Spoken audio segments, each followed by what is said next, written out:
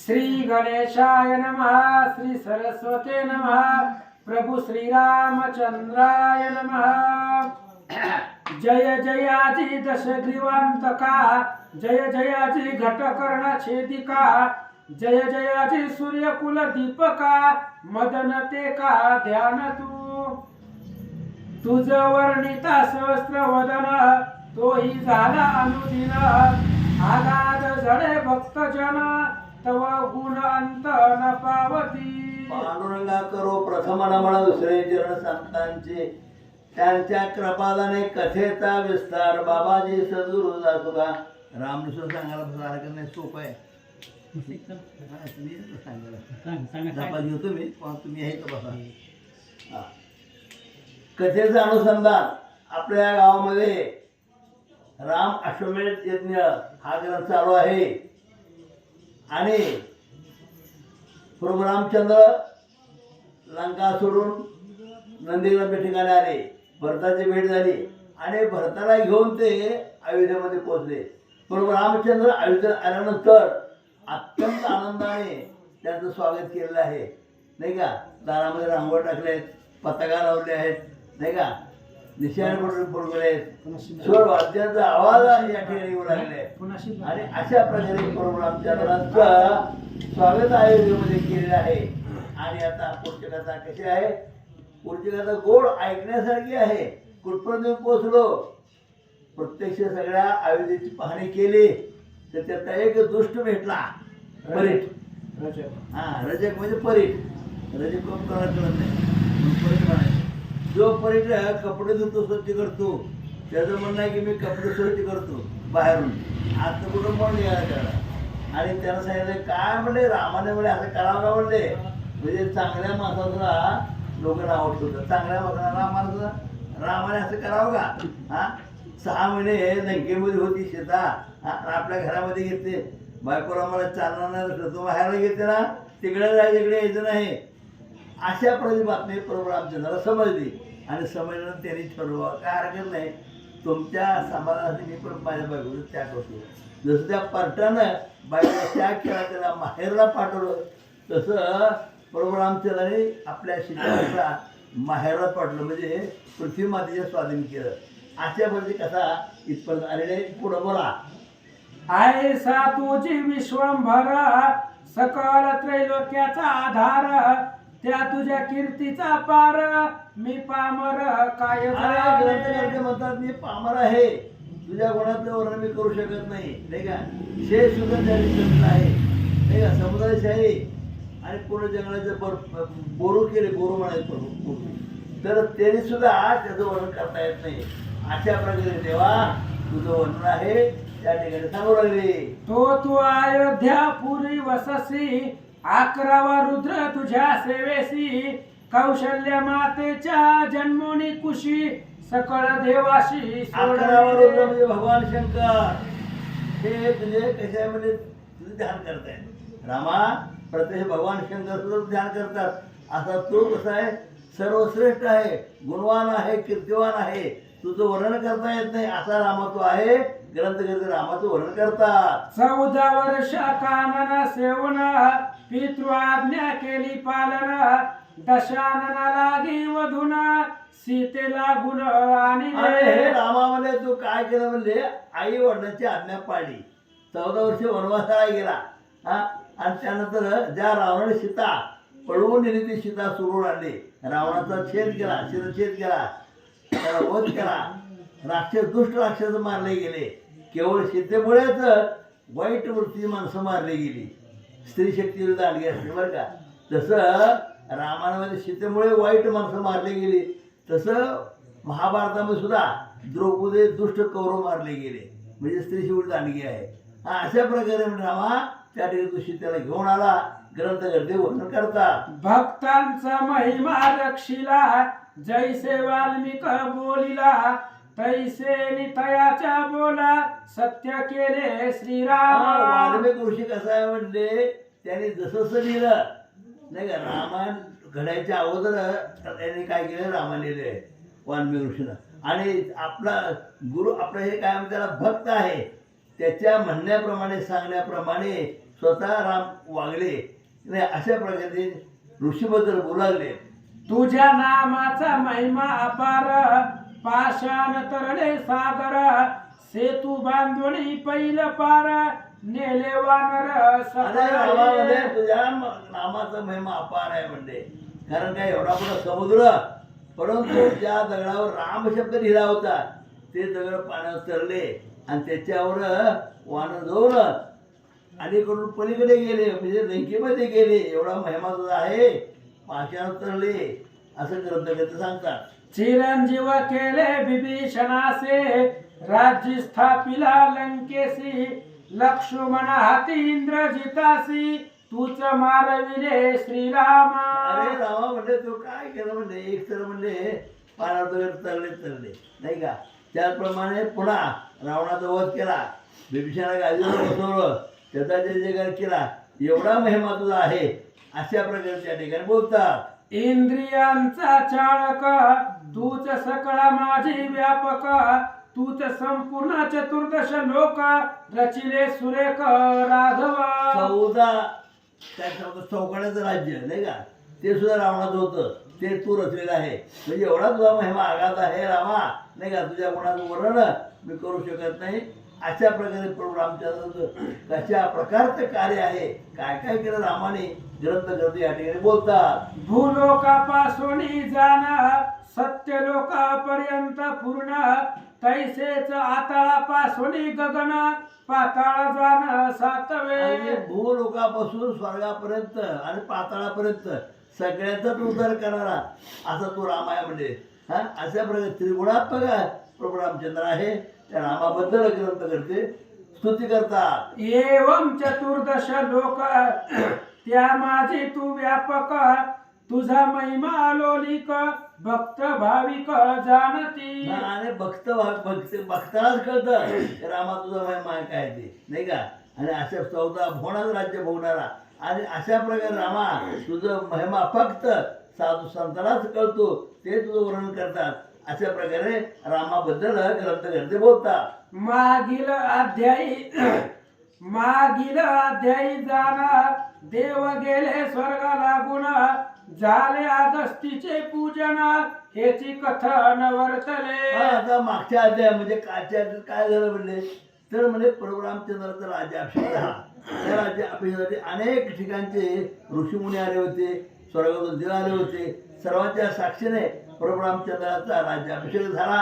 आणि राज्याभिषेक झाल्यानंतर सगळे देवदेवता आपापल्या ठिकाणी गेले अशा प्रकारे बोलतात. आता पुढील कथा संधान, शेष सांगती वत्स्यायन लागून, एकाग्र मने करुण, श्रोते जने परिसावे. आता त्या शेष म्हणजे कोणते गुरुदत्त आहेत नाही का. ज्याला गुरुचा आशीर्वाद मिळाला तो शेष, ज्याने हे ग्रंथ लिहिला ते म्हणतात इथपर्यंत झालं. आता पुढची कथा कशी आहे ते त्यांनी सांगितलं. राम म्हणे अगस्ती लागून, येणे झाले कृपा करुण, तेने आम्ही झालो पावन, हे महिमान तुमचे. त्यावेळेस आगेश ऋषी आले नाही का. आगेश ऋषी आले का. हा आणि आल्यानंतर प्रभू रामचंद्र पाहिलं, दर्शन घेतलं आणि म्हणजे तुम्ही आल्यामुळे आम्ही पावन झालो नाही का. तुम्ही आल्यामुळे आम्ही पावन झालो, तुमचं दर्शन झालं, आम्हाला अत्यंत आनंद झाला. अशा प्रकारे प्रभू रामचंद्र अगस्त्य मुनीला बोलतात. आम्ही आपुले दासानुदास, काही कार्य सांगा आम्हास, जेणे आपुले प्रसन्न मानस, होईल तेच करू आम्ही. अरे हे गुरुवर्या म्हणले तुम्ही काय करा म्हणे, तुम्ही आम्हाला आज्ञा द्या, आम्ही काय करावं काय सांगा तुम्ही सांगावं. तुमच्या आज्ञेप्रमाणे आम्ही वागतो, त्याप्रमाणे कार्य करतो, तुम्ही आम्हाला आज्ञा करावी. अशा प्रकारे प्रभू रामचंद्र अगस्त्य मुनीला बोलतात. मी राज्य करिता जाना, आपुले तपश्चर्या लागून, कोणी दुष्ट विघ्न करुण, दुःख न देखी ऋषीवर्या. ऋषीवर्या म्हणले या ठिकाणी आता असं राज्यकारभार आमचं करतो म्हणाले, कोणाला काही त्रास होणार नाही, सर्वांना आनंद झाला पाहिजे, सगळे सुखी राहिले पाहिजे, अत्यंत आनंदाने राहावं अशा प्रकारे करत आहोत. अशा प्रकारे गुरुवर्याला अगस्त्य मुनीला प्रभू रामचंद्र बोलतात. लोपामुद्रा आपुली गृहिणी महापतिव्रता धन्य जननी सुखी आहे की आपुल्या सदनी सांग मज लागून ऋषीवर्य. प्रभू रामचंद्र अगस्त्य मुनीला बोलतात. जेव्हा म्हणले तुमची पत्नी कोणी लोपामुद्रा आहे म्हणले, आणि मग त्यांचं काय व्यवस्था आहे नाही का, त्यांची तब्येत कशी आहे, त्यांचं आरोग्य कसं आहे, त्यांना समाधान सुख आहे का नाही, म्हणजे त्यांची विचारपूस प्रभू रामचंद्र करतात. कुणाची? अगस्त्य मुनीची पत्नी लोपामुद्रा, आणि तिची चौकशी करू लागले. वचन ऐकोणी अगस्ती सांगे वृत्तांत श्रीरामा प्रती तेने पावणी समाधान चित्ती आनंद वृत्ती बोलत असे. आणि अशा प्रकारे अगस्त्य मुनीला प्रभू रामचंद्र प्रश्न विचारला, मग तुमच्या लोपामुद्राची अवस्था कशी आहे, सुखी समाधान आहे का नाही, असं म्हणल्यानंतर आता अगस्त्य मुनी आपल्या पत्नीबद्दल रामाला काय सांगतात ते सावचिंतन ऐका. हे ऋषीश्वर आपण केवळ धर्ममूर्ती आसोन निस्पृह आपुले सदा म्हणा तुम्हाला गुण काय द्यावे. गुरुवाला म्हणले नाही का, तुम्ही कसे आहेत म्हणजे आमचे गुरु आहात नाही का, तुम्हाला आम्ही काय द्यावं, काय उतराय व्हावी, अशा प्रकारे प्रभू रामचंद्र त्यांनी बोलतात. आपुल्या तपे करून आपणासी जे जे इच्छित असेल मानसी ते ते प्राप्त होया त्या समयासी ऐसे मदसी भासत आणि अशा असे. प्रकारे गुरुवाला म्हणले तुमच्या आशीर्वादामुळे आम्हाला जे जे पाहिजे मिळतं म्हणजे केवळ तुमचा आशीर्वाद आम्हाला पाहिजे, अशा प्रकारे प्रभू रामचंद्र अगस्त्य मुनीला बोलतात. ऐसे श्रीरामाचे भाषण ऐकोणी अगस्ती बोले वचन देवादिकांची तुझे दर्शन दुर्लभ जाण अगस्त्य श्रीराम. मुनी म्हणतात, अरे रामा म्हणले तुझं दर्शन फार कसं अवघड आहे म्हणले नाही का, ऋषीमुनीला तू दर्शन घडतं, कारण तुझं दर्शन झाल्याशिवाय कुठल्याही माणसाला समाधान शांती सुख मिळत नाही, म्हणून तुझं दर्शन घडलं हे आमचं भाग्य आहे. अशा प्रकारे त्या ठिकाणी अगस्त्य मुनी प्रभू रामचंद्राला बोलतात. आईशा तुझ्या दर्शने करुणा मी आजी धन्य झालो जाना त्रैलोक्य त्रासिता रावण त्वा कुळासह निर्दाळीला. अरे हे रामा म्हणले तुझा महिमा आघात आहे म्हणले नाही का, त्या रावणाचं राज्य एवढं होतं, भराड्य होतं, त्या दुष्ट रावणाला वध केला, त्याला मारलं, त्या राक्षसाचा वध केला, आणि अशा प्रकारे अत्यंत लौकिक कार्य केलं, सीतेची सोडवणूक केली. त्याप्रमाणे जे देव रावणाने बंदिश टाकले होते त्यांनाही तो मुक्त केलं, असा रामा तो आहे. अगस्त्य मुनी रामाचं कौतुक करतात.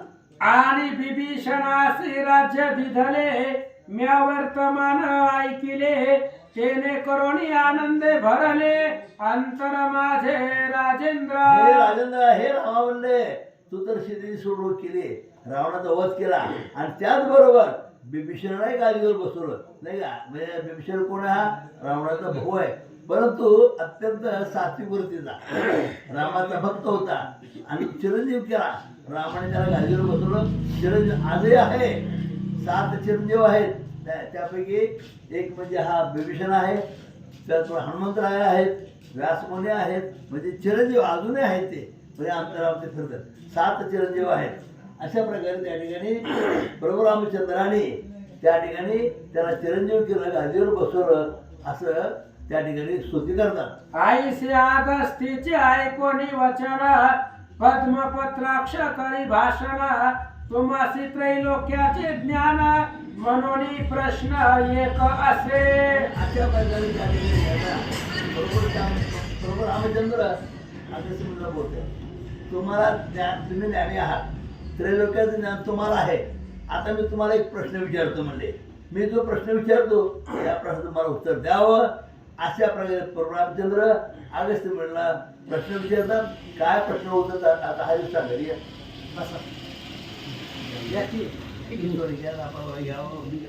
ऐसे अगस्तीचे ऐकूनी वचन पद्मपत्राक्षे करी भाषण तुम्हासी त्रैलोक्याचे ज्ञान म्हणून प्रश्न एक असे.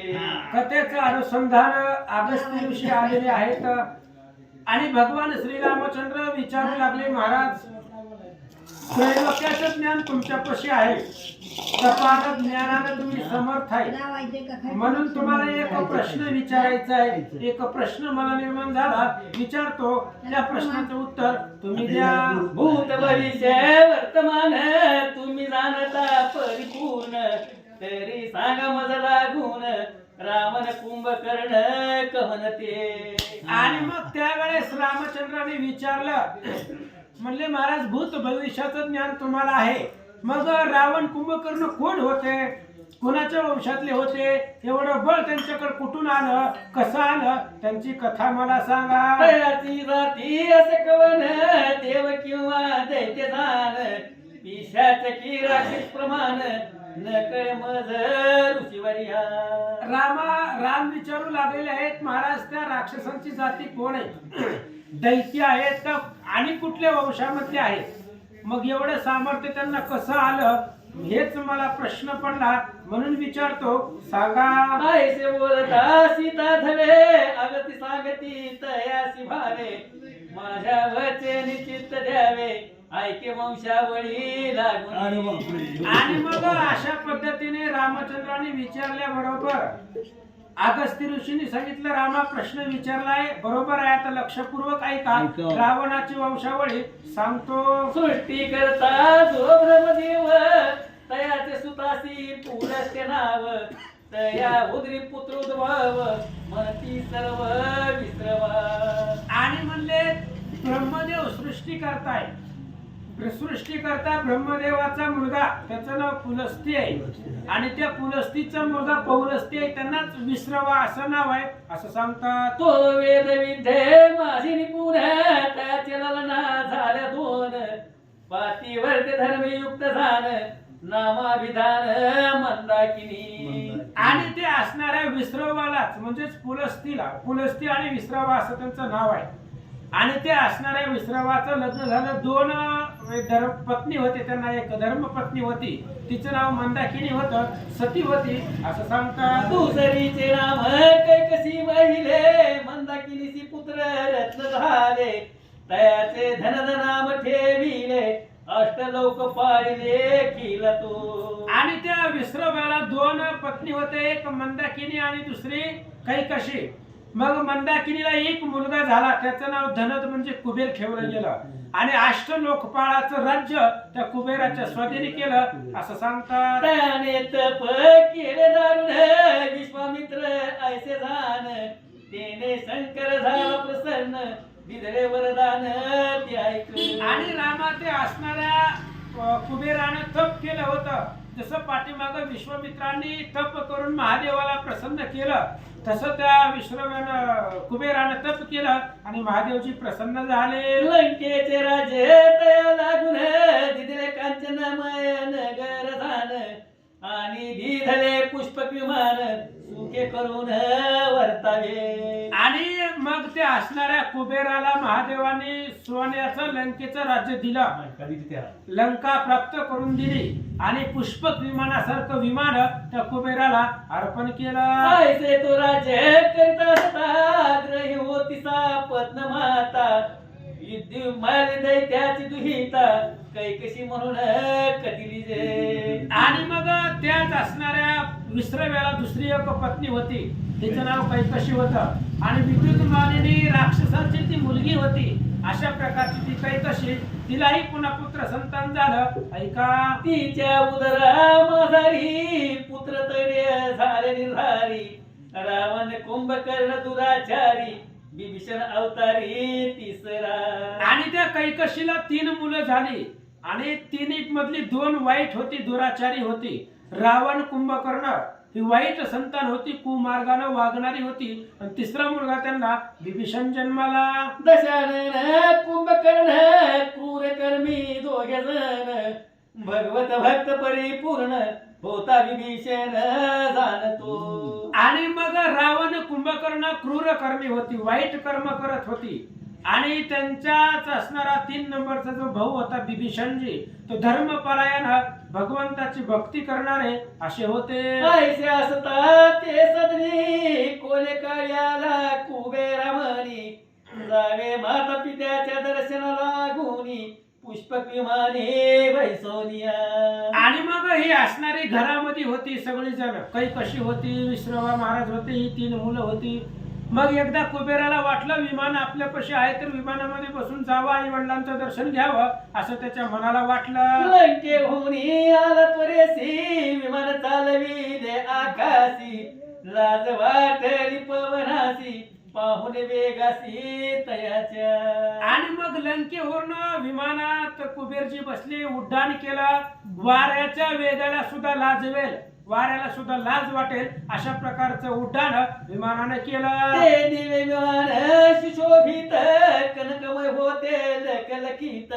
जैसे चंद्र सूर्य झळकत तैसे झगझगीत नाना परी. ते विमान अतिशय सुंदर होतं. चंद्र सूर्याचं तेज असावं तशा पद्धतीने कोट्यावधी सूर्याचं तेज त्या विमानावरती होतं. त्यामुळे ते विमान चमकू लागलं. वाटे कैलास उतरत किंवा वैकुंठ भुवन मृत्यूलोक येत किंवा भेरू शयन करीत झाले भ्रांत सर्वही. आणि त्या विमानाला बघितल्यानंतर ना त्याच्या प्रकाशाला पाहिलं, सगळे भ्रांत झाले. ते वैकुंठ या असावं किंवा कैलास असावं त्या प्रकारची शोभा त्या विमानाची होते. किंकणी वाजती नाना परी अलंकार भरजरी पोशाखवरी. पार्षद घनास्थित भीतरी स्तुती करती धनादाची. आणि मग त्या विमानामध्ये किंकिणी घंटा अशा प्रकारचे असणारे सजवलेले ते विमानाला परिकर सजवलेले होतं. विमानामध्ये पार्षद होते, जे पार्षद कुबेराचं वर्णन करत होते. ऐसा इमानारूढ होत असता झाला काननी प्रवेश करिता. मिश्रवा पिता जेते होता पावला तत्वता तयस्थानी. असं म्हणले अशा प्रकारे विमानामध्ये बसून कुबेर निघालेला आहे. ज्या ठिकाणी विश्रवा महाराज होते ते असणारे त्यांच्या दर्शनासाठी त्याचं विमान खाली उतरलं. माय बापा लागून सत्वर साष्टांग केला नमस्कार. हात जोडून उभा समोर बोले उत्तर ते काळी. आणि कुबेर आला, विमानाच्या खाली उतरला, आई वडिलांना नमस्कार केला. विश्रवा वडील तेच पुलस्ती आणि मंदाकिनी आई दोघांना नमस्कार केला आणि काय बोलू लागला. मी जे घेतले जनन त्याचे झाले साफल्य जाणे. धन्य वाट्याचीचा दीन दर्शने पावन मी झालो. आणि कुबेराने सांगितलं मी तुमच्या पोटाला जन्म घेतला त्याचं सार्थक झालं म्हणले. सोन्याचं नगर भेटलं आता काय खायचे. पुष्पक विमानासारखं विमान भेटलेलं आहे, सगळं जीवनाचं सार्थक झालं असं तो बोलू लागला. ऐसी नाना प्रकारे स्तुती करीत माय बाप आशीर्वाद देत. जाता झाला लंके प्रत विमानासहित ते काळी. अशा पद्धतीने नाना प्रकारची स्तुती केली, आई वडिलांना बोलला. विमानामध्ये कुबेर बसले आणि लंकेच्या दिशेला निघाले. धनर गेला लंकेसी मग रावणादी पुरुष ती मातेसी. आता पुरुष आला पर्णकुटी केसी आशीर्व्यासी घेऊन या. आणि मग कुबेर निघून गेल्याबरोबर रावण कुंभकर्ण लहान होती लेकरं. रावण कुंभकर्णानं आईला विचारलं, म्हणले कोण होतं हे. विमानामध्ये येऊन आलं, बसलं, आई वडिलांचं दर्शन घेतलं, आशीर्वाद घेतला, निघून गेला. कोण होतं सांग. तो मला वाटेत न्याता तरी सांगतो कोण होता. ऐसे मातेने ऐकता क्रोध चित्तात खवळला. आणि रावण कुंभकर्णानं रावणाने विचारलं, आईला म्हणले कोण होता तो. ज्या अर्थी विमानामध्ये येत होता त्या अर्थी ज्ञानी होता, हुशार होता असं मला वाटलं होतं. मग तू कोण होता, त्याचं नाव काय आहे असं विचारल्याबरोबर कैकशीला राग आला. मूरगपती म्हणे ऋषीश्वराशी कैकईस कोपाविष्ट झाली कैसी. जैसा पद पडता सर्प वदनासी वाटे प्राणासी हरिणहा. आणि असं रावणाने विचारल्याबरोबर कैकशीला राग आला. पण किती राग आला. शेष महाराज वत्सयानाला सांगतात, जसं सापाच्या शेपटीवर पाय द्यावा आणि सापाला राग यावा. आता वाटतं की हिसाब मारू आपल्याला मारून टाकील एवढा राग कैकसीला आला. सापत्न भाव मुनी आणून आरक्त केले असती नयन. अरे हा सतीच्या पोटी झान पुत्र रत्न जन्मले. कैकशीनं रावणाला सांगितलं, बघ म्हणली ती सवतीचं पोरग आहे आता आलेलं कुबेर जे आहे. सावत्र भाऊ आहे तुझा म्हणले, सवतीचं पोरग आहे. आणि काय असणार आहे कुबेर मंदाकिनी. आणि काय ते असणाऱ्या त्या मंदाकिनीच्या पोटाला हे कुबेरासारखं रत्न जन्मलंय असं ती काही कशी बोलते. जेने आपुले मात्र कुळ पवित्र करून प्रकाशिले सकळ जैसा कयदु मातेचा बाळ दैत्य कुळ जेने तारिले. ऐक म्हणले रावणा, अरे ते असणाऱ्या मंदाकिनीच्या पोटाला कुबेर जन्मला आणि काय त्याचं असणार ऐश्वर्य आहे. अरे दैत्य कुळामध्ये प्रल्हाद ध्रुव बाळ जन्मला आणि कुळाचा उद्धार केला असं सांगतात. तैसा तो कुबेरासे तुम्ही माझ्या उदरी त्रिवर्ग कैसे पाहता भास तकीटक जैसे जन्मोनिया व्रताची. अरे त्या ध्रुव बाळासारखा कुबेर आहे बघा म्हणले त्यानं सगळ्या कुळाचा उद्धार केला. काय काय आज काही नाही त्याच्यापाशी, विमान घेऊन फिरतय, काय कमी आहे त्याला. आणि तुम्ही बघा ती एकच पोरग आहे तरी एवढी सगळी इस्टेट मिळवली, तुम्ही तीन तीन आहे तरी तुम्ही किडा मुंगी सारखं जीवन जगायला असं काही कशी रावणाला बोलते. खाणे पिणे आणि निजणे बसणे उठणे भोग भोगणे इथे घ्या ज्ञानाची तुम्ही जाणणे परी विचारे चालणे नेनाची. काही कशीने सांगितलं फक्त उठायचं खायचं आणि झोपायचं बस, तुम्हाला दुसरं काही माहितच नाही. रोज 30 चालू आहे म्हणले. अरे कधीतरी जरा विचार करा विवेक बुद्धीनं, एवढंच ज्ञान आहे तुम्हाला, खायचं झोपायचं आणि झालं, दुसरं काय आहे तुम्हाला. जरा सोयीताचा कमवायचं जरा बघा असं काही कशी बोलते. जैसा रासव भारव आहे परी आपुल्या पाठी काय आहे चंदन कापूर किंवा राखोंड आहे विचार न जाणे काही एक. काही कशीने सांगितलं रावणा गाढव असतोय गाढव, आणि ती गाढव आपल्या पाठीवरती भार वाहतो, वज वाहतो, पण आपल्या पाठीवर काय आहे त्या गाढवाला माहित नसतंय. म्हणजे चंदन आहे, राख आहे, धन आहे, माती आहे, काय आहे त्याला माहिती नसतं. तशी तुमची अवस्था आहे. काही कशी बोलते. ऐसे चतुष्पाद तुम्ही जाणा ऐसे ऐकता तशा ना कोप चढलांत करना करी भाषण माते ते. अरे तशा पद्धतीने तुम्ही आहेत. एकटं कुबेर आहे तरी सोन्याची लंका आहे, पुष्पक विमान फिरायला, आणि तुमच्यापाशी काय आहे तिघ तिघ असून असं काही कशीचं बोलणं ऐकलं रावणाला राग आला. म्हणे मला पुढे कुबेर झाले जैसे गरुडा पुढे मशक उठान किंवा सिंहा पडे चंपूक आपण काय भूषण दाविल. आणि रावण रागानं बोलू लागला, माझ्या पुढे कुबेर म्हणजे चिलाट आहे म्हणले. जसं गरुडा पुढं साप असावा, मुशक असावा, उंदीर असावा, तशा पद्धतीने तो कुबेर आहे असं रावण बोलू लागला. ऐसे जल्प तारावण माता म्हणे तया लागून हे मूर्ख हो तुम्ही तपहीन व्यर्थ जन्म घेतलेसे. असं रावण बोलला. म्हणला त्या कुबेर काय आहे माझ्या पुढं, शुल्लक काय म्हणले. आई म्हणली फक्त बोलून काय होतंय. अरे त्या कुबेरानं तप केलंय, आणि तप कसं केलंय, विश्वामित्रासारखं तप केलेलं आहे. आणि तुम्ही काय खायचं प्यायचं झोपायचं, तुम्ही कुठं तप करता का काय, त्याच्यामुळे तुम्हाला बळ सामर्थ्य नाही असं काही कशी बोलते. तुमच्या हस्ते न होय काही धन दे तप केले पाही शंकर प्रसन्न झाला लवलाही इच्छित तया दिदे. अरे तुमच्या हातामध्ये काहीच नाही, जोपर्यंत तुम्ही तप करत नाही, भक्ती करत नाही, तोपर्यंत तुम्हाला मिळणार नाही. बघा त्या कुबेरानं अद्भुत तप केलं, महादेवाला प्रसन्न केलं, आणि महादेवानं जे पाहिजे ते त्याला दिलं असं काही कशी सांगते. त्या शंकराच्या वरे करून लंकेचे राजे मिळाले जाण आणि ढिढले पुष्पक विमान म्हणून धन्य ते माता. अरे त्या कुबेराची आई मंदाकिनी धन्य आहे. अरे मग महादेव प्रसन्न झाले आणि सोन्याची लंका प्राप्त करून दिली, फिरण्यासाठी पुष्पक विमान प्राप्त करून दिलं, म्हणून ते धन्य आहेत असं काही कशी बोलते. की जीच्या पोटी ऐसा गुणराशी पुत्र आला जन्मासी पार नसे तिच्या भाग्यासी अभाग्या मनसी तुम्ही झाला. अरे तुम्ही जगामध्ये अभाग्य आहेत, भाग्यवान तीच आहे कुबेर आणि तिची आई. सर्व असणारी संपत्ती त्यांना प्राप्त झालेली आहे, आणि तुम्ही आभाग्यासारखं रानावाण्यामध्ये झोपडी करून राहता असं काही कशी बोलते. ती रत्न गर्भा सत्य जाण मी माझुटी पुत्र होऊन ऐसी धिक्कारी आपणा लागून उद्विग्न मन ती. काही कशीनं रावणाला सांगितलं, रावणा त्या मंदाकिनीला एकच पोरग आहे, पण ते पोरग म्हणजे रत्नासारखं आहे.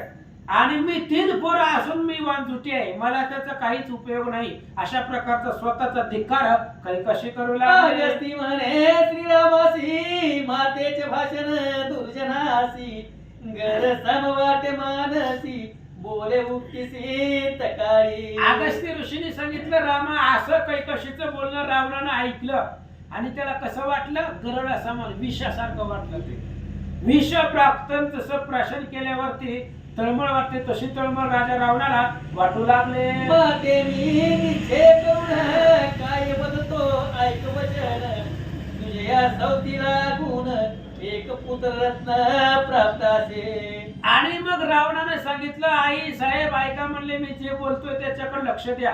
तुमची जी सवत आहे ना त्या विश्रवाची पत्नी मंदाकिनी, तिला एकच पोरगा आहे, पण तिला रत्न गर्भ मनसी व्यर्थ का सायवदसी तू त्रिवर्ग पुत्रात प्रसवलीसी रत्न गर्भा तुझसी नाम साजे. आणि रावणाने सांगितलं त्या मंदाकिनीला एकच पोरगा आहे आणि ते असणारं पोरग म्हणजे तू गर्भरत्न तिला म्हणते, पण तुला 3 मुलं आहेत की, मग तिच्यापेक्षा नाव तुला श्रेष्ठ वाटायला पाहिजे होतं असं सांगतात. तो कुबेर म्हण जे काय एक कीटक प्रसवली माय तया ते करून अपाय लंका राज्ये घेईन मी. रावणाने सांगितलं ते कुबेर म्हणजे काय आहे, कीटक आहे, कीटक किडा मुंगी सारखं कुबेर आहे ती. आताच्या आता जाऊन त्याला हरवतो, लंकेचं सगळं राज्य माझ्या नावावर करून देतो असं रावण बोलू लागला. तयाचे ऐश्वर्य पाहून दुःख न करणे आपण त्रैलोक्याचे राजे जोडीन तरीच जाण पुत्र तुझा. रावणाने सांगितलं कैकशीला म्हणले त्या कुबेराचं राज्य हिरण्याचं काय सामर्थ्य आहे, काय अवघड आहे म्हणले. अरे त्या कुबेराची लंका तर घेतोच, पण त्रैलोक्यावरती माझाच दरारा असेल, अख्खं त्रैलोक्याचा राजा मी होतो आणि त्याची संपत्ती तुला भोगवतो असं रावण बोलू लागला. ऐक माते सत्य वचन आज प्रतिज्ञा केली जाण तू भाग्यवान जाणून स्वस्त राहे गृहासी. रावणाने सांगितलं कैकशीला म्हणली आई साहेब प्रतिज्ञा पूर्वक बोलतोय, ही कुबेराची लंकाच नाही तर अख्खा त्रिभुवन ताब्यामध्ये घेतो, म्हणून आज मी प्रतिज्ञा करून बोलतोय, तुम्ही कुठल्याही प्रकारची चिंता करू नका असं रावण बोलू लागला. आम्ही अरण्यवासी जाणे घोर तप करू दारुण चतुराननात तोष होऊन वर प्रधान घेऊ पै. आणि रावण कुंभकर्ण आणि विभीषण तिघही कैकशीला बोलू लागले, तुम्ही आश्रमामध्ये झोपडीमध्ये राहावा, आम्ही तिघच्या तिघ अरण्यामध्ये जातो, दुर्धर अशा प्रकारचं तप करतो आणि ब्रह्मदेवाला प्रसन्न करून पाहिजे ते वरदान घेतो. त्रैलोक्य घेऊ वश करून माते ऐक सत्य वचन अन्न उदय क्रीडा जाण त्यागिनी संपूर्ण निश्चयसी. आणि रावणाने सांगितलं आई साहेब संपूर्ण त्रैलोक्य वश करतो, माझ्या ताब्यामध्ये घेतो, आजपासून अन्नाचा पाण्याचा त्याग करून कठोर तपश्चर्या करून ब्रह्मदेवाला महादेवाला प्रसन्न करतो. जरी तो त्यांचा करू अंगीकार तरी मात्र पितृवधाचे पाप दुर्धर हा दोष घडेल आम्हावर शपथ निर्धार ही माझी. रावणाने सांगितलं आतापर्यंत मी जे जे बोललेलो आहे की कुबेराची लंका घेतो, त्रैलोक्याचं राज्य घेतो, ही जी माझी हे जर माझ्याकडून करणं झालं नाही तर आई वडिलांना मागलेले पाप मला लागेल असं रावण बोलू लागला. ऐसे प्रमाण वधूनचे काळी नमुने मात्र पित्र चरण कमळी रावण कुंभकर्ण विभीषण बळी निघाले जाण तेथून या. अशा पद्धतीने रावणानं बोलले, आपल्या आई वडिलांचं दर्शन घेतलं. रावण कुंभकर्ण आणि विभीषण तिघही दुर्धर तप करण्यासाठी अरण्याकडे निघाले. जैसी आंधळ्याची काठी तैसा रावण पुढे दूर जटी उभय बंधू चालिले पाठी काननी दृष्टी घातली. आंधळ्याला काठीचा आधार असावा तशा पद्धतीने रावण म्हणजे ह्या दोघांचा आधार होता. रावण पुढे निघालेला आहे, माग कुंभकर्ण आणि विभीषण दुर्धर अशा प्रकारच्या अरण्यामध्ये प्रवेश केला. मग पाहुणी विपिनासी लागले त्रिवर्ग तपासी याचा विस्तार सप्तमाध्यायासी सांगतील रामासी. आणि मग हे रावण कुंभकर्ण विभीषण दुर्धर अशा प्रकारच्या अरण्यामध्ये गेले आता गेल्याबरोबर त्या अरण्यामध्ये गेल्यावरती तप कसं करतील त्यांच्या तपाचा विस्तार 7व्या अध्यायामध्ये महाराज सांगतील, ऐका. ती कथा से सुंदर श्रोती श्रवण की जे सादर जयासी दत्त गुरु तवर विष्णू किंकर म्हणत असे. विष्णू बल्लाळ लेखकाचं नाव आहे, पण दत्तदास स्वतःला म्हणवत आहे. म्हणून जयासी दत्त कृपेचा वर, दत्तात्रयांचा आशीर्वाद ज्यांना आहे अशा प्रकारचे दत्तदास म्हणजेच विष्णू बल्लाळ, मी त्यांचा किंकर आहे. आता पुढची कथा ऐका. ईत श्री पद्मपुराणे पाताल खंड शेष वासाय समाधे रामाश्वमेध रावणादि जन्म कथनम नाम षष्टमध्याय पुंडरी वरदान विठ्ठल श्री ज्ञानदेव तुकाराम पंढरीनाथ भगवान की